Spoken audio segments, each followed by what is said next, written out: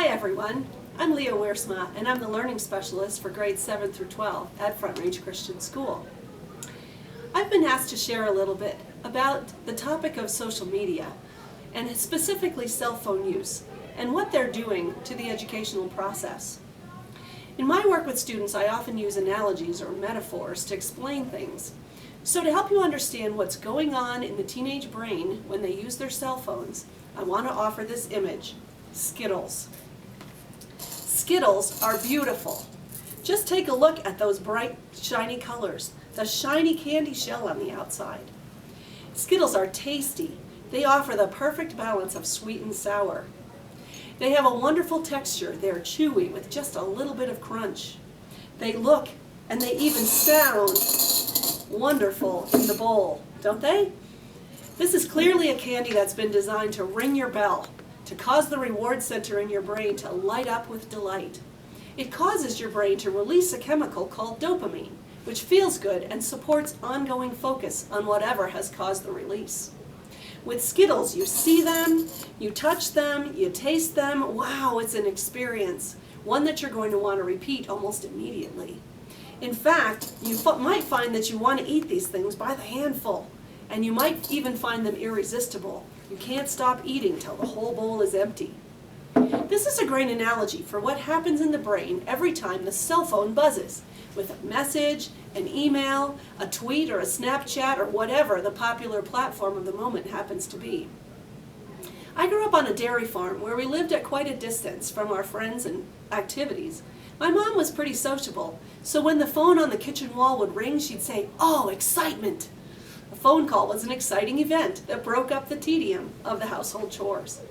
Cell phones do the same thing today, but instead of one call in the middle of the afternoon, our kids are living with constant interruption, constant distraction, by phones that don't stop ringing or pinging all day or sometimes all night long. So trying to do homework while the phone is nearby is like trying to study while being pelted with Skittles. Bright, shiny distractions that come from all directions and demand immediate attention. Imagine trying to read or pray or worship under a barrage of Skittles. Whenever a student tells me their homework is taking them hours at night, I ask them, "Where is your phone while you're studying?"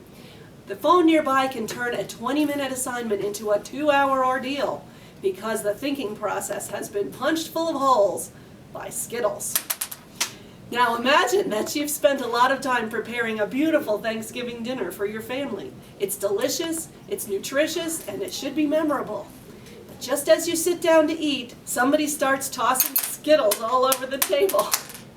Suddenly everyone's diving for the candy and forgetting about the nutritious meal in front of them. They chow down a few handfuls and their appetite for the meal has vanished. This is a picture of the modern classroom when phones are allowed, except it's not a Thanksgiving dinner, but an academic lesson that's been disrupted. If a Skittle hits you, you just can't ignore it. Just as the student cannot be expected to ignore a phone that's vibrating in his or her pocket. And the more drama that's being passed around, the larger the handful of Skittles that are being tossed. Students tell me they can handle studying with their phones nearby because they're good at multitasking. Unfortunately, multitasking is a myth. The brain is really only capable of focusing on, that is, consciously processing, one thing at a time.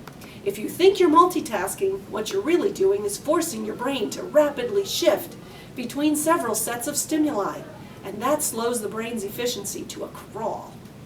What's more, a steady diet of social media Skittles trains the brain that it needs stimuli to be this bright, this shiny, this yummy in order to feel good. There is a dopamine reward in the brain for finishing a page of math problems, but it takes a lot more thinking or planning or effort to get there. Parents, now I know you might be concerned about not being able to reach your child during the day if they're not allowed to access their phone.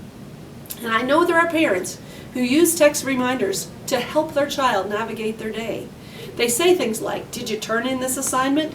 Did you talk to that teacher? Remember to bring your math book home."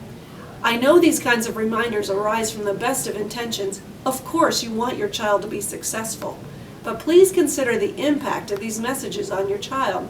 Every time you remind them, you're telegraphing the message that they can't remember things on their own. You're telling them they can't do school without your help. Parents, this is the exact opposite of the message you want to send.